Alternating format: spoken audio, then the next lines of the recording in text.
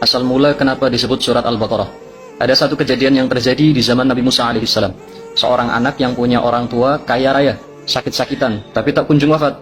Dia tak sabar menunggu ajal ayahnya, sampai kemudian nekat untuk membunuh orang tuanya sendiri agar dapat waris secepatnya. Setelah dibunuh, dia berteriak, "Tolong, ada yang membunuh ayahku." Bani Israel pun berkumpul. Mereka saling tuduh, sampai salah satu dari mereka berkata, "Kita panggil saja Musa, minta dia untuk menanyakan kepada Tuhannya siapa yang membunuh." Maka Nabi Musa pun dipanggil, dan beliau berkata kepada Allah. Allah pun memberikan perintah, "Innallaha ya'murukum an tadhbahu baqarah." Allah memerintahkan kalian untuk menyembelih sapi betina. Bani Israel menjawab, "Atattakhiduna huzwa?" Musa, kau bercanda sama kami? Kami tanya siapa pembunuhnya, malah kau suruh sembelih sapi.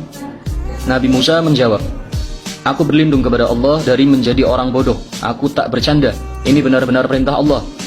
Bani Israel pun berkata, "Ya sudah, kalau begitu tanyakan sama Allah kayak apa ciri sapinya." Setelah dikasih tahu tentang ciri-cirinya, sapinya besar, kuning, keemasan, tak ada cacat dan lain-lain. Mereka tanya lagi dan lagi, sampai ciri-cirinya benar-benar lengkap dan spesifik. Dan akhirnya mereka pun susah sendiri mencari sapi yang seperti itu. Di lain tempat, hidup seorang anak soleh luar biasa. Ayah ibunya miskin. Sang ayah hanya punya seekor anak sapi. Sebelum meninggal, dia melepas liarkan anak sapi itu ke hutan sambil berkata, "Ya Rabba Ismail wa Ibrahim, wahai Tuhannya Ismail dan Ibrahim, aku titipkan anak sapi ini kepadamu." Tak lama, sang ayah pun meninggal. Tahun silih berganti, si anak pun tumbuh besar. Dia butuh uang untuk satu keperluan penting. Sang ibu berkata, "Dulu ayahmu punya seekor anak sapi yang dilepaskan di hutan. Coba kau cari." Maka sang anak pun mencarinya. FYI, sapi itu semenjak dilepaskan ke hutan, tak ada satu orang pun yang pernah menyentuhnya. Karena setiap mencium bau manusia, sapi itu langsung lari dan bersembunyi. Namun, ketika anak soleh ini datang, sapi itu malah mendekat dan mau dibawa pulang. Sesampainya di rumah, sang ibu menyuruhnya menjual sapi itu ke pasar. Anak itu pun membawanya. Di tengah jalan, sebelum sampai pasar, ada pria yang menawar sapi itu. Ditawar dengan harga yang tinggi, melebihi harga yang ditentukan sang ibu. Anak itu pun pulang untuk menanyakan kepada ibunya, boleh apa tidak. Setelah dibolehkan, dia pun kembali menemui pria tadi.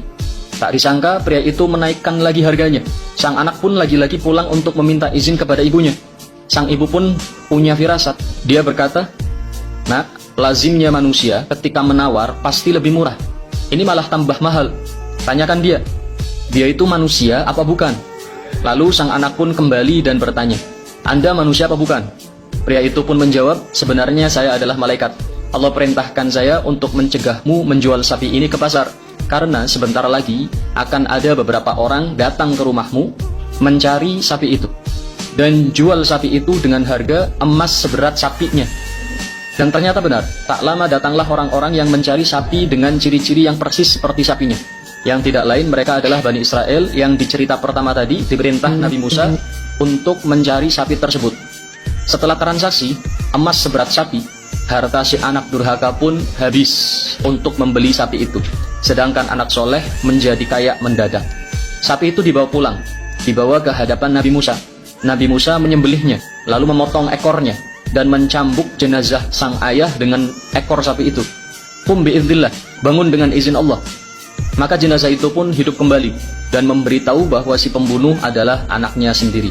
Si anak durhaka pun dikisos akibat perbuatannya. Kesimpulannya adalah, anak berbakti pasti untung, dan anak durhaka pasti buntung.